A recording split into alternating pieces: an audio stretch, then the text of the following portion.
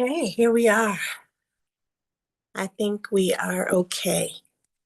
Wanted to make sure, but we were giving the right tunes.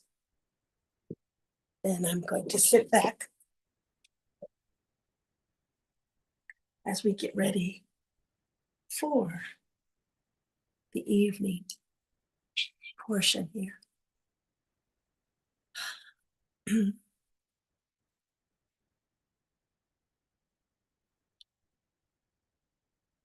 So good evening, Abadi, Manchana,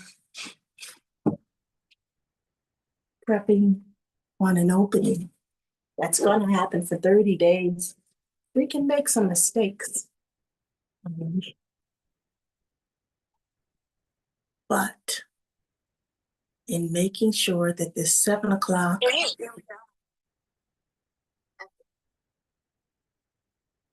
is ready. I hear an echo. So with the echo, I'm just going to let it go. Let's see. I'm not able to let anyone in to the Zoom, which is fine.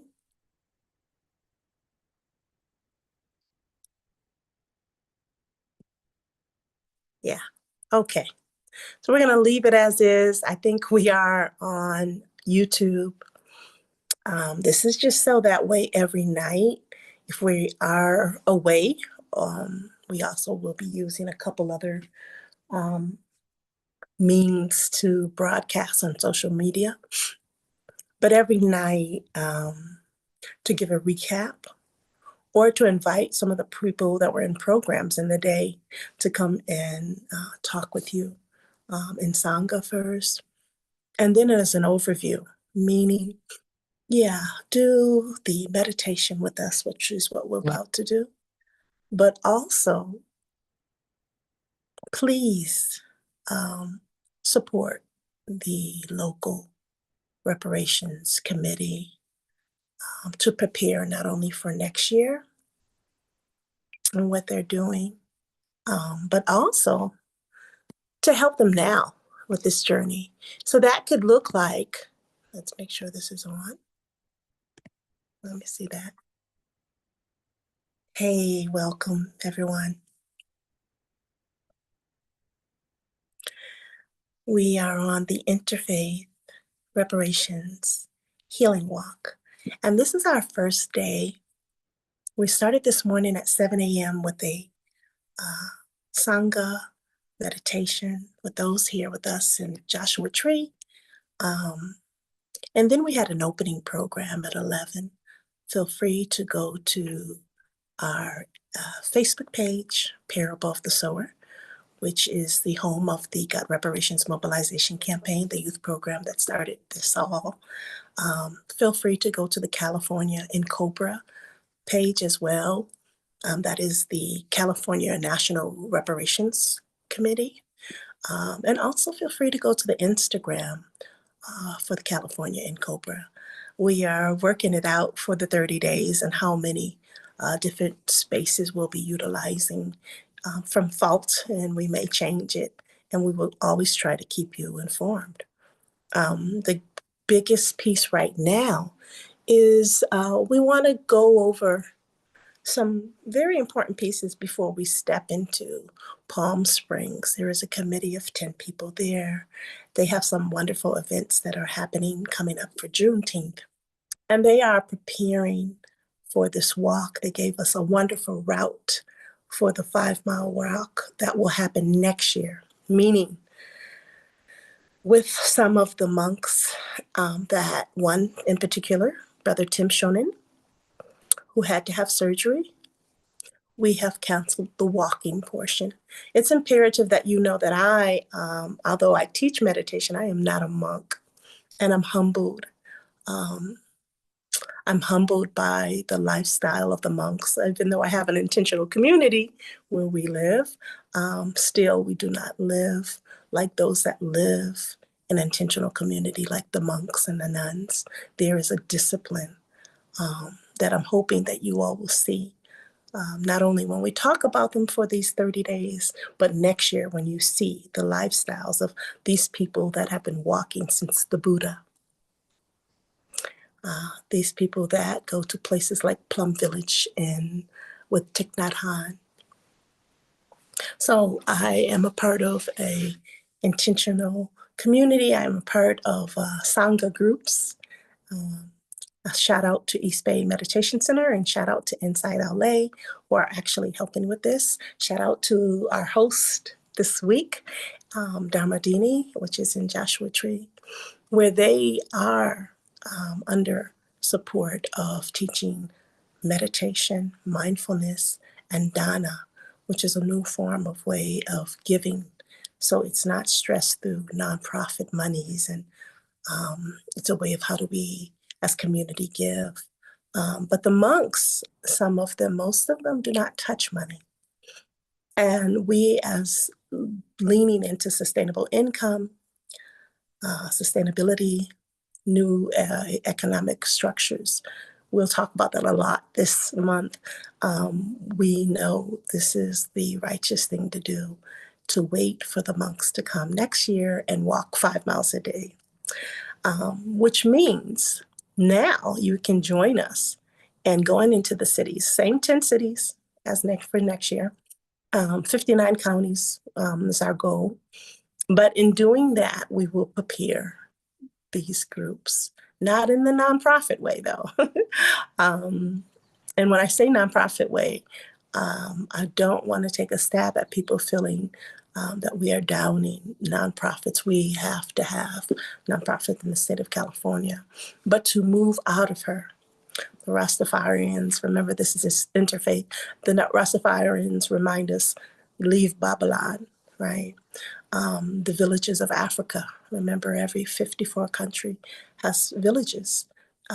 It's another way of living and being together. And unfortunately for California, they didn't have good examples of communalism, which is why this is so hard for Black people, how it's so hard for nonprofits in California to open up a way to say, can you harbor a Christian, a Muslim, a Jew? In the East Coast, I should say, these walks happen. The Peace Pagoda, New England Peace Pagoda, from Leverett, Mass, down to Washington, D.C., they do something every year for the new spring. The first group that opened up their places for us as a stay place on the Interfaith Pilgrimage of the Middle Passage was Equal Exchange. It's a cooperative for coffee. So this is not new to the East Coast. There is also the monks that go every year to the walk over the Pettus Bridge. And I think they've been going over 30 years. Those are monks that believe in supporting those against the war, and again, they went from Auschwitz to Hiroshima. That's how Sister Claire came up with this idea, where I joined in for the Interfaith Pilgrimage of the Middle Passage, retracing slavery, but that wasn't the first time I met them either. So today, we are going to every day have this space, especially today, just to talk about some of these things. But every morning at 7 a.m., we will have a sit, and that's where you can meditate with us. And after the meditation, wherever we are, whoever's with us, they would be leading the meditation or the prayer in the morning, because it's interfaith. It's not just the Buddhists, not just the Christians, Muslims, Rastafarians, Yoruba priests, Jewish rabbis. It's interfaith. So we allow that 7 a.m. wherever we are to bring in those prayers so we can understand the need for all of us. This is for the African diaspora when we say reparations. But we give acknowledgement to the land like we did this morning for the 11 o'clock piece. We acknowledge the ancestral, native indigenous on this land where we are. Our freedom is connected to their freedom. And as they have the land back movement, we have the free the land movement. And both movements are reparations. And ours is different than theirs, but not different at all. You know, we were brought to this land um, from our own land as indigenous people. We are indigenous. Songs in a different language on the land. We respect the land. We have rituals from the land. So when we came here, we had to be put on land parcels from the settler colonialists that brought us here. And so now, in respect of needing our reparations because of the great migration return, which has happened here in California, which means people told me to explain this stuff. In order for African Americans after slavery, it's Juneteenth, right? After they found out slavery ended, a lot of people came here to California to start a new life away from where they were sharecroppers or families that had been lynched or killed because of slavery and the new and afterwards the slavery by another name. So when they came here, they looked for good jobs and there was a good place to start over again. Now there's numbers by the hundreds and thousands of people having to return to the South of African descent. And it's called the Great Migration Return because it recognizes that people of this hue cannot live here due to finances, to housing, to climate reparations, to non-mental supports, mental health and wellness, and many other things, but those are the particular ones. So when we say the Great Migration Return, that means the places in the Bay that I know, the numbers of Oakland of Black people are no longer there. The numbers of Black people in San Francisco are no longer there. The numbers of people in Richmond, where I had been living, have been still there. It was 66%. Now it's 14%. The people are no longer there, 17%, I think. And so this fire that we witnessed last year of Black people, again, having to return to the South because they can afford a home.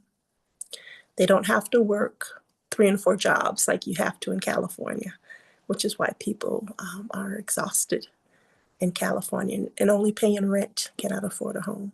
So they had to return to the South where they can get land and see their children, right?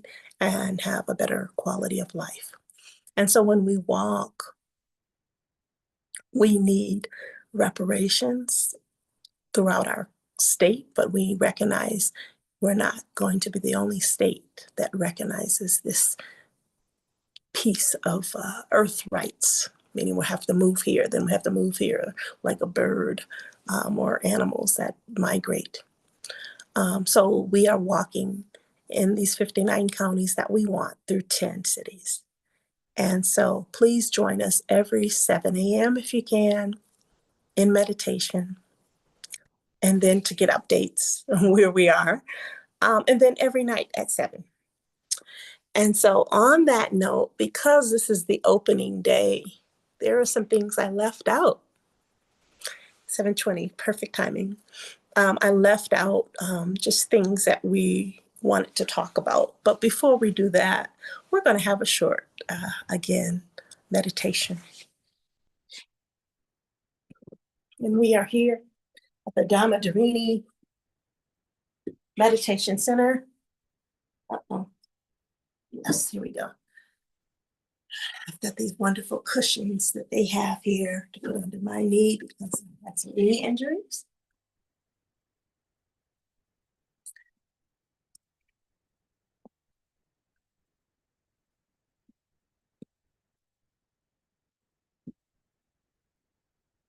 And I'm going to ring this bell,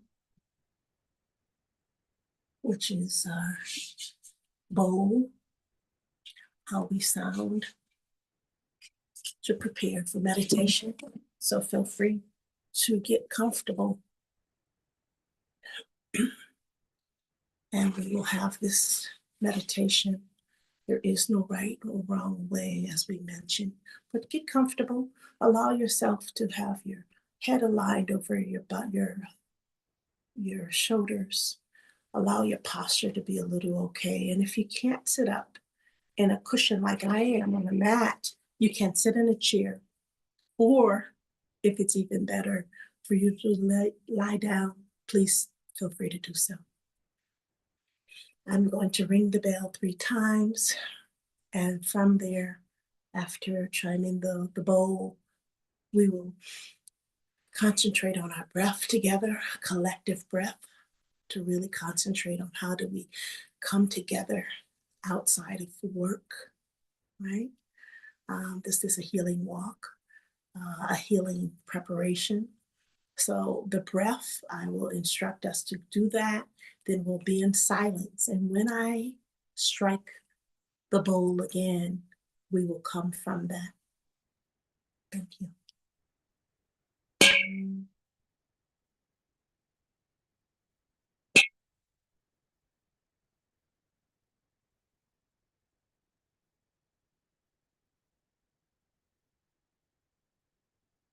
To find a posture that's comfortable.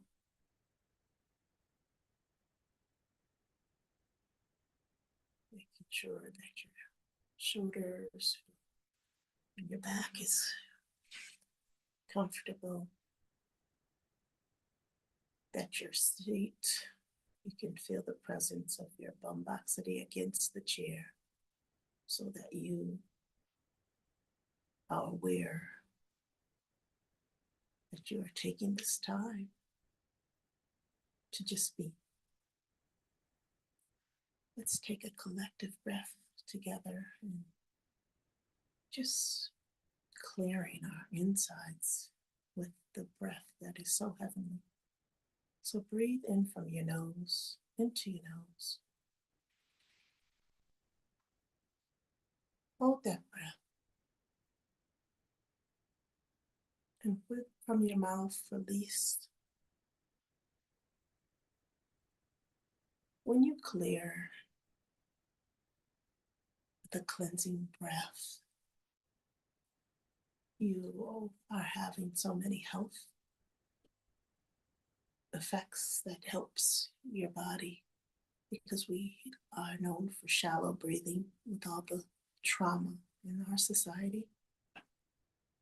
You're regulating your breath, you're clearing out your lungs, you're bringing back something practice that is so old and so intentional and so needed now. The health effects. So let's breathe in together again. When we do it together, we are also bringing something back that's communal. And we call it Sangha, community. So let's take a collective breath in. If you're just watching or coming, hold the breath and release.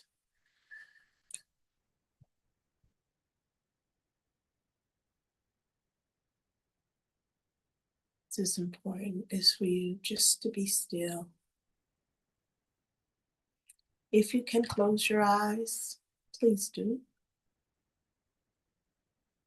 If you have to keep your eyes open, allow your eyes just to gaze on the ground. Make it very small, the area of where you're looking, possibly just your t-shirt, so that there's no distractions from the whole room that will take you off track of focusing.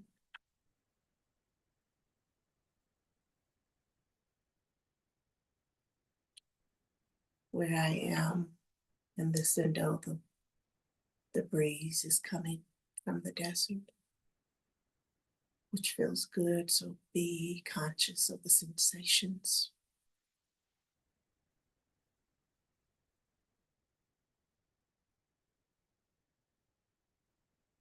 And if you have to go in to concentrate on just your breath,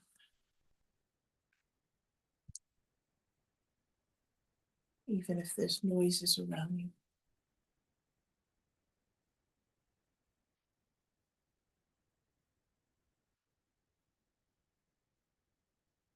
This practice of breathing and sitting still helps with your health. It is known to help with the wellness and your anxiety and mental state. Helps you to be attuned and attentive, more present in interactions with others. When you feel that things trigger you because of this practice, you're able to breathe, concentrating on the situation a little better to delay an interaction, to postpone something that might not be the best choice. Sometimes we just go from the hip. Allows us to be more present and considerate and compassionate. We will talk about metta, being more in loving kindness. But right now, there's no right or wrong ways. There never is. So let's breathe in.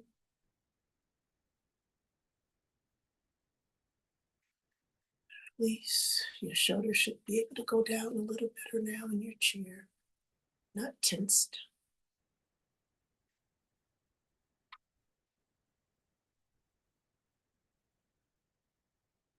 And for the next 5 minutes, we will be in complete silence.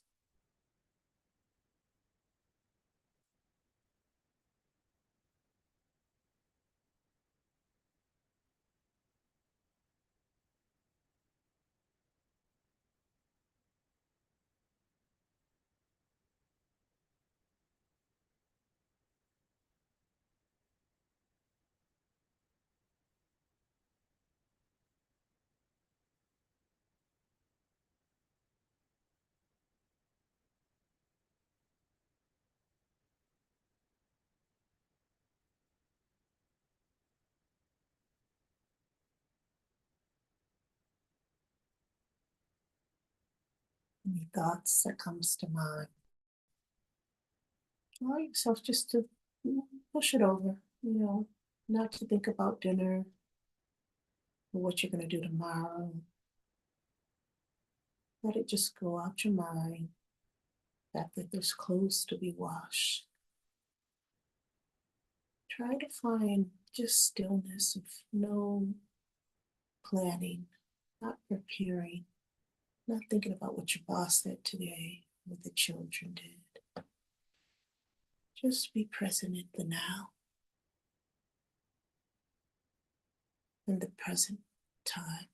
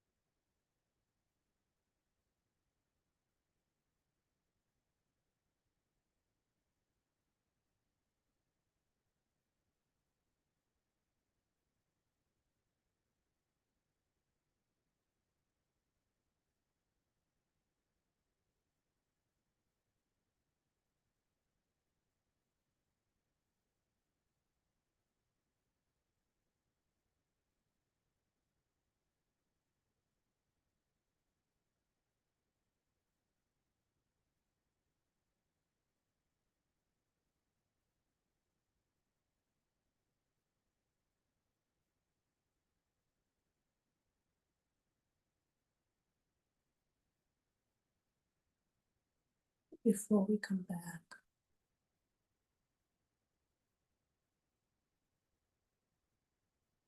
I want you to see how you can offer a pact with yourself to say, I can try this again. I did well. I did okay. Think of how much you've just right now given yourself a gift to be grounded, a gift that you deserve to have.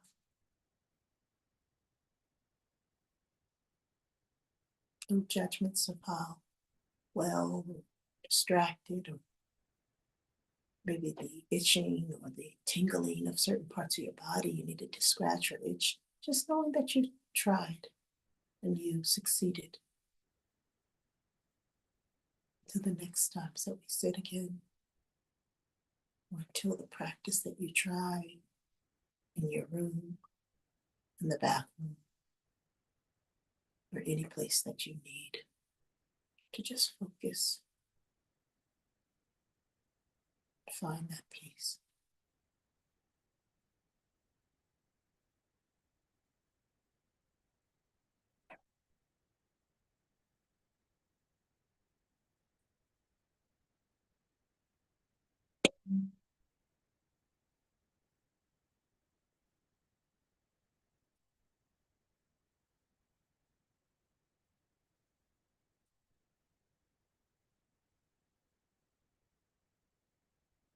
Put our hands together. It is a way, just like a hug, to see you. We say, Sabwana, I see you. I bow to you.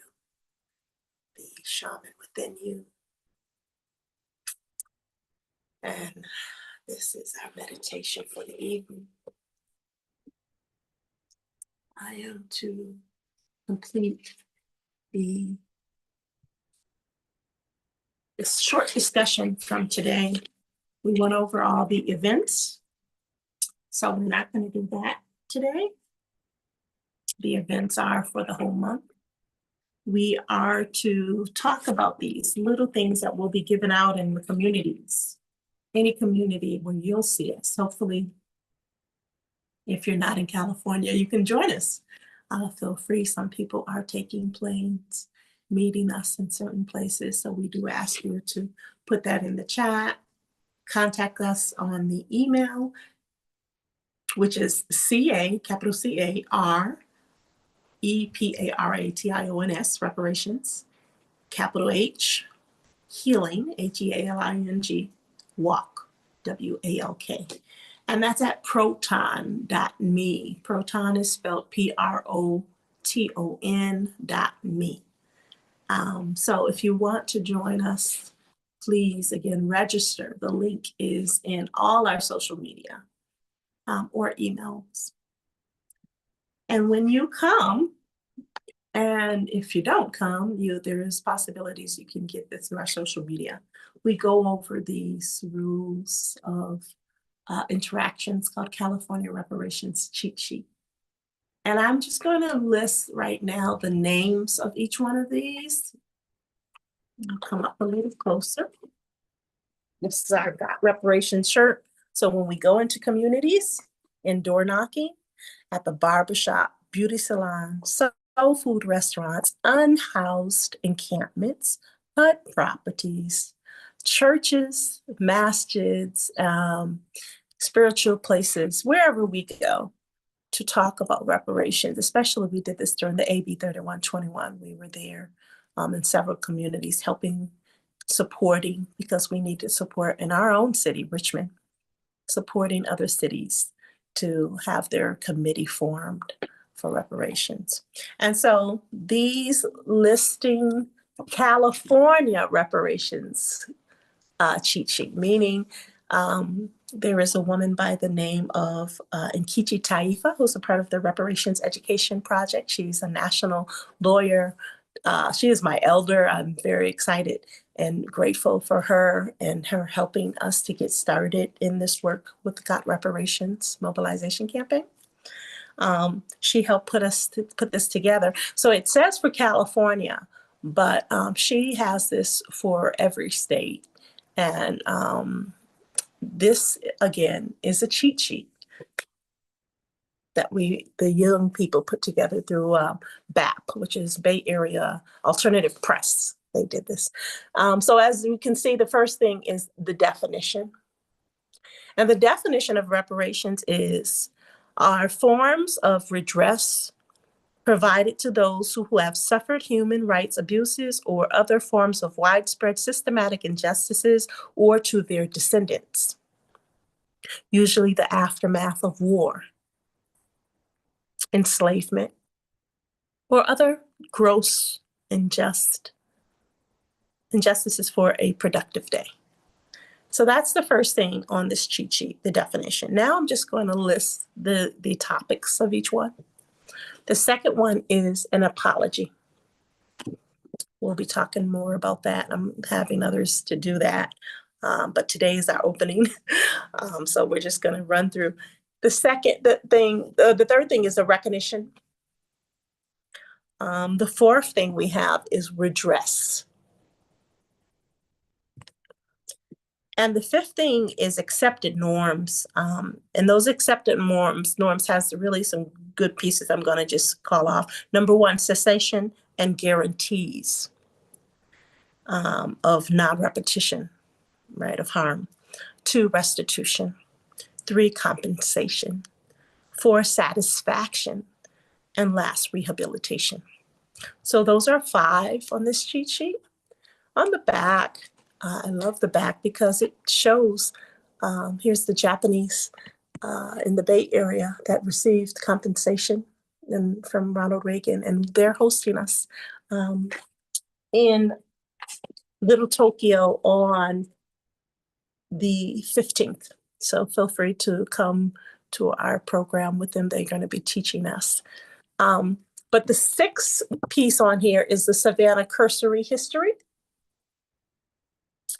And then the 7th thing is the Black liberation movement, Black power liberation. So that's Marcus Garvey and Queen Mother Moore, but we also include the People's Senate from the Spirit of Mandela, which is now.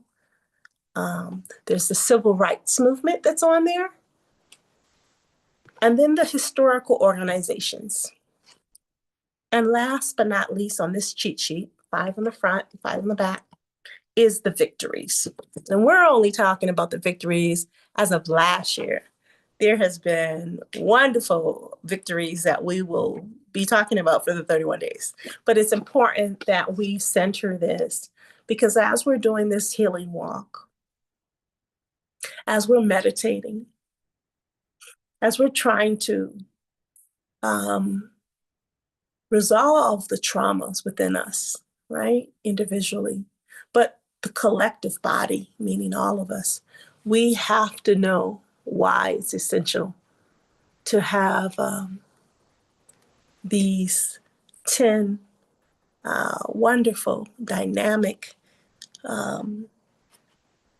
pieces of information that you can bring back to your community or your family. So that's the one. And like I mentioned, we already went over the events. All the way to July 3rd. We already went over this morning, and this is just a run through, our task force and resolutions, which we will be supporting 10 cities to get together, that they do it too often in our cities. Legislation, BIPOC, white allies, and others do this work for us, and we are saying we must be Black-led. This work for Black people has to be Black-led.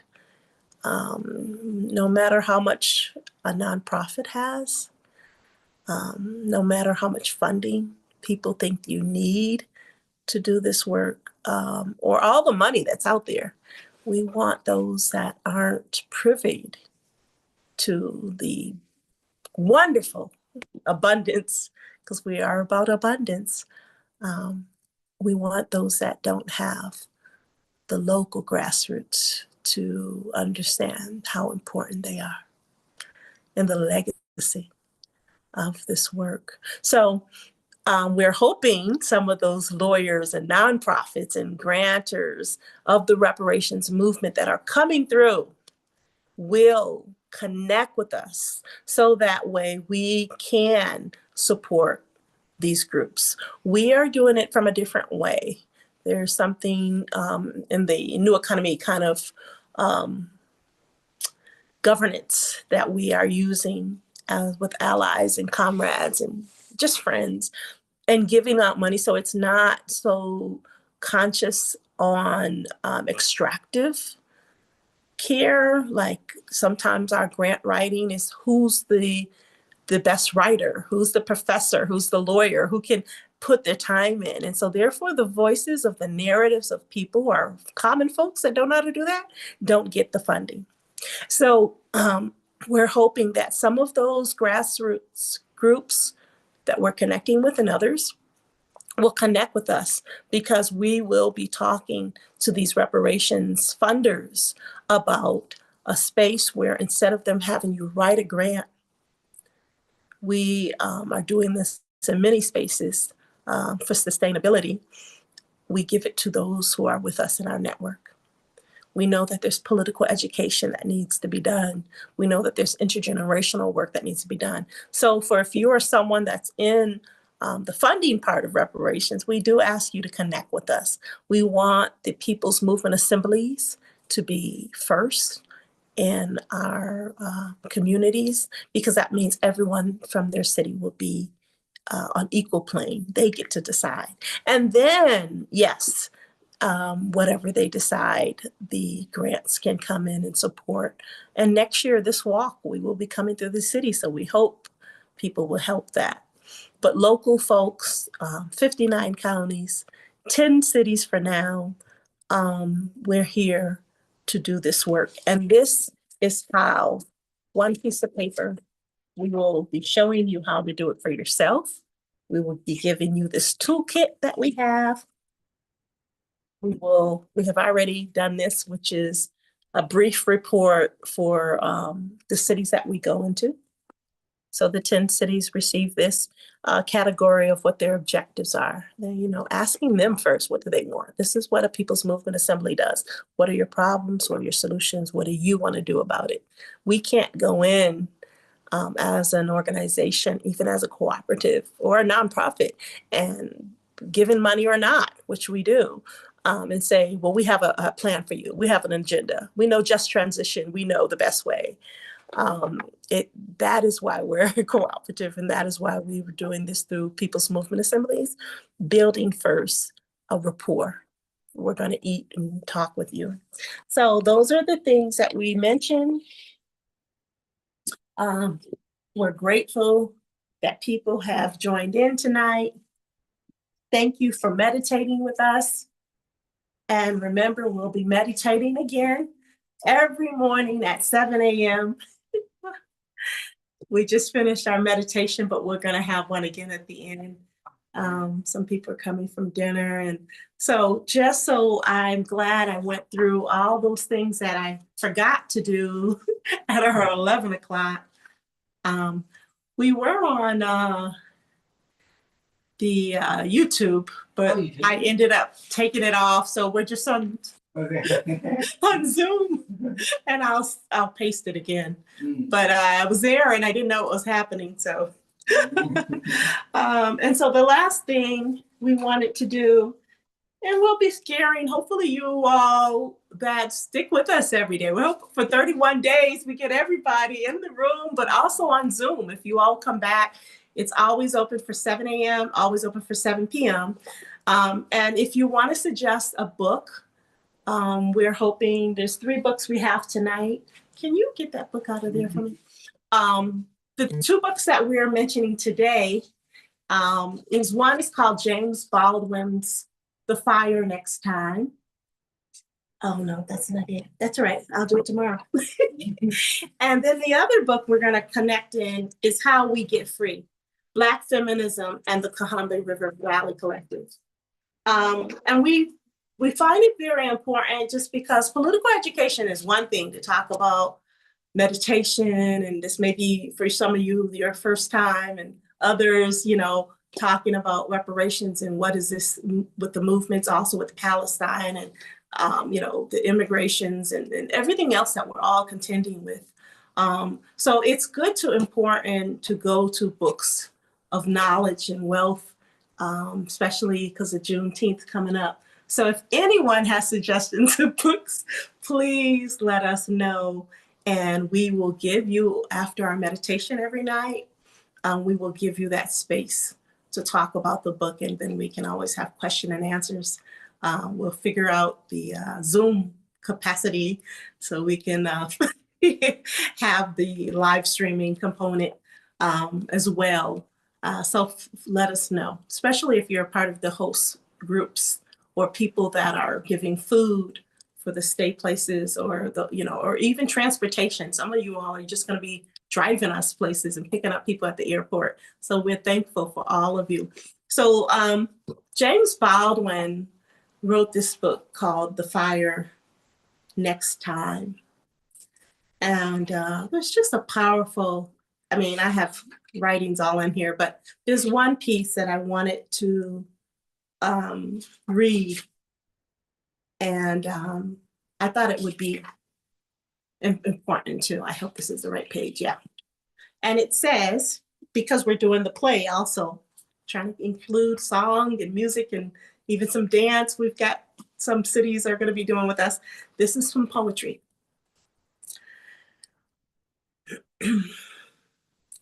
Take up the white man's burden. You dare not stoop to less, nor call too loud on freedom to cloak your weariness.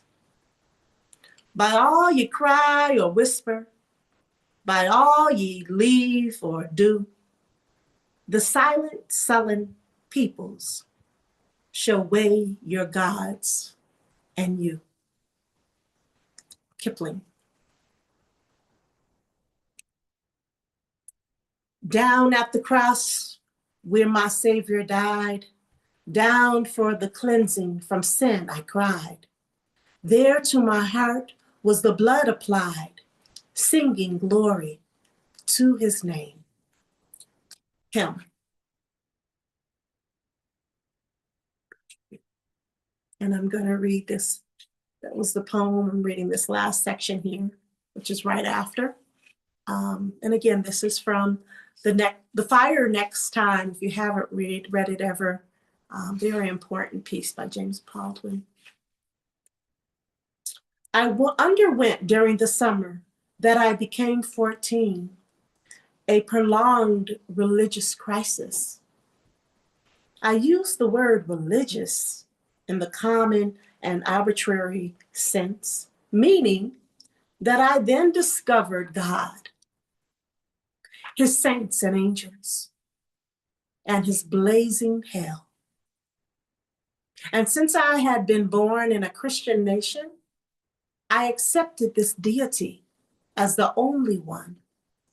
I supposed him to exist only within the walls of a church. In fact, of our church. And I also suppose that God and safety were synonymous. The word safety brings us to the real meaning of the word religious as we use it. Therefore, to state it in another, more accurate way, I became during my 14th year, for the first time in my life, afraid. Afraid of the evil within me and afraid of the evil without. What I saw around me that summer in Harlem was what I had always seen. Nothing had changed. But now, without any warning, the whores and the pimps and the racketeers of the avenue had become a personal menace. It had not before occurred to me that I could become one of them. But now I realized that we had been produced by the same circumstances. Many of My comrades were clearly headed for the avenue, and my father said that I was headed that way too. My friends began to drink and smoke and embarked at first avid then groaning on their sexual careers, girls only slightly older than I was, who sang in the choir or taught Sunday school, the children of holy parents unwent. Before my eyes, their incredible metamorphoses, of which the most bewildering aspect was not their budding breasts or their rounding behinds, but something deeper and more subtle in their eyes, their heat, their order, and the inflection of their voices. Like the strangers on the avenue, they became, in the twinkling of an eye, unutterably different and fantastically present. Only to the way I had been raised, the abrupt discomfort that all this aroused in me, and the fact that I had no idea what my voice or my mind or my body was likely to do next, caused me to consider myself one of the most depraved people on earth. Matters were not helped by the fact that these holy girls seemed rather to enjoy my terrified lapses or grim or guilty, tormented experiments, which were at once as chill and joyous as the Russian steppes and hotter by faith than all the fires of hell. Yet there was something deeper than these changes and less definable that frightened me. It was real in both the boys and the girls, but it was somehow more vivid in the boys. In the case of the girls, one watched them turning into matrons before they had become women. They began to manifest a curious and really rather terrifying single-mindedness. It is hard to say exactly how this was conveyed, something impeccable in the state of the lips, something far-seeing, seeing what in the eyes, some new and crushing determination in the walk, something pre-inductory in the voice. They did not tease us. They reprimanded us sharply, saying, "You better be thinking about your soul." For this was the beginning of our burning time, and it is true, said St. Paul, who elsewhere, with the most unusual and stunning exactness, described himself as a wretched man, to marry then to burn. And I began to feel in the boys a curious, weary, bewildered despair, as though they were now settling in for the long, hard winter of the life. I did not know then what it was like that I was reacting to. I put it to myself that they were letting themselves go. And my friends were now downtown busy as they put in fighting the man. And I refused, even though I no longer had any illusions about what an education could do for me. I had already encountered too many college graduate handymen. It was the talking, cursing, fighting, something, sometimes weeping, lost and unable to say what it was that oppressed them, except that they knew it was the man, as we say. And there seemed to be no way whatever to remove their cloud that stood between them and the sun, between them and love and life and power, between them and whatever it was they wanted. One did not have to be very bright to realize how little one could do to change one's situation. One did not have to be abnormally sensitive to be worn down to a cutting edge of the incidents and the gratuitous humiliation and danger one encountered every working day, all day. The humiliation did not appear merely to working days or workers. I was only 13. And why don't you, all of you, see this in me?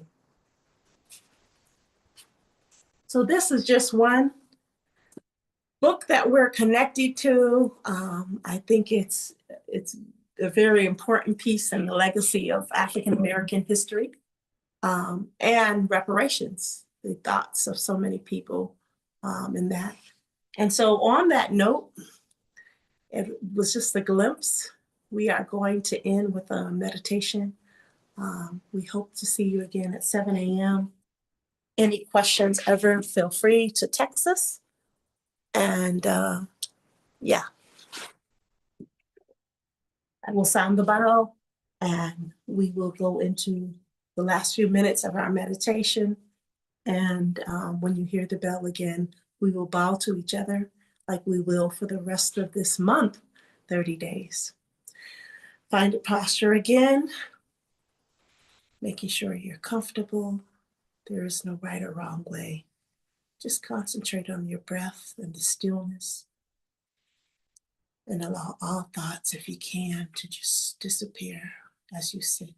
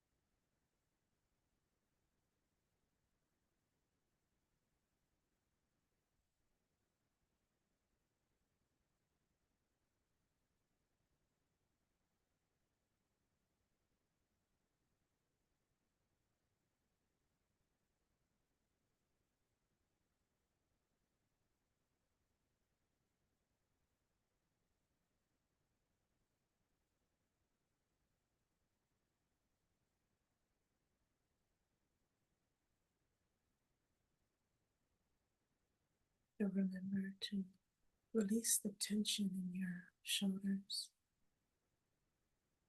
If you're finding that you're tensed up after a long week, do a check in your body. Body check from your toe all the way up through your body, the sensations. Just to identify what is there, all the way up to your temple, violet chakra. What are you holding on to? What is your body wanting you to pay attention to? If it's the shoulders, try to release them. Concentrating on breathing in through your nose, releasing through your mouth.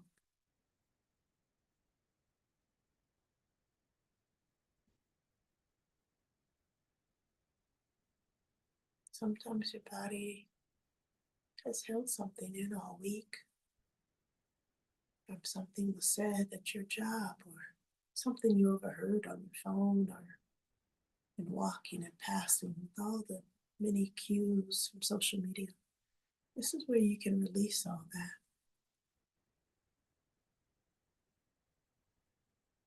Finding that in your gut that you've been holding on to, not just relaxing that part of your body.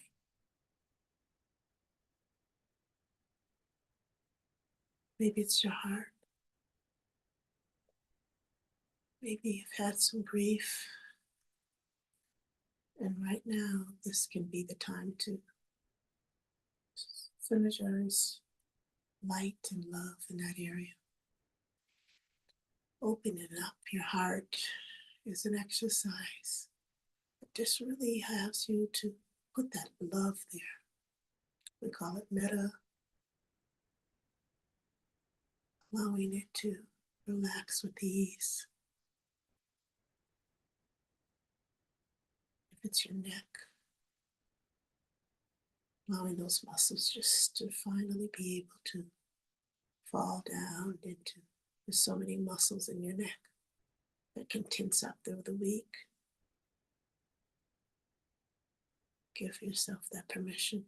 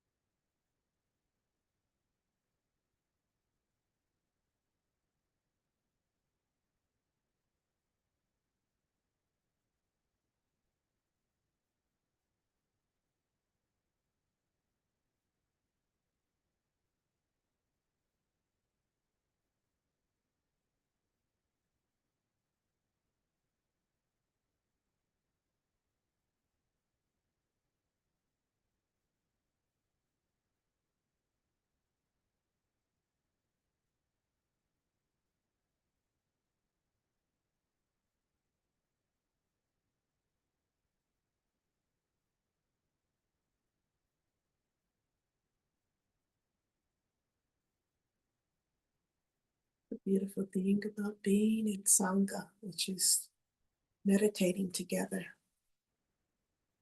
is that we are practicing not only this tradition of just being present and in the moment, which you could always do by yourself, but the presence of the room, the energy and the light of those you know you can't see, but you can feel their presence. Tonight, I want you to see us for these 31 days, if you can join us, like an ocean or a pond, and yourself is a fish. You can think of all the many colors and the diverse lengths, textures of each fish, and all of us are in that pond together. Some of us are moving a little bit more, some of us are backstroking, some of us are just floating, but we're all in this water. It's holding us. And as community, we are there in the diversity of who we are, but together, knowing that we're not alone. That is the beauty of Sangha, beauty of community. You can be whoever you are, and you're held by this water, by this community.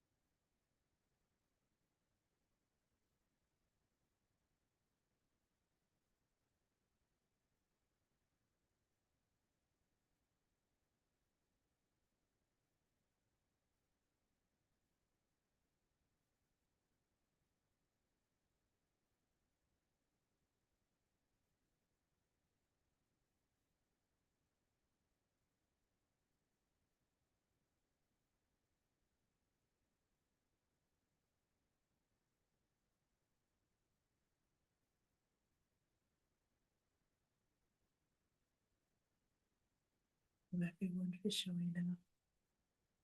And we will see you again at 7 in the morning. Thank you for, I see all the messages. We will get back to you as well. Thank you. Asante sana.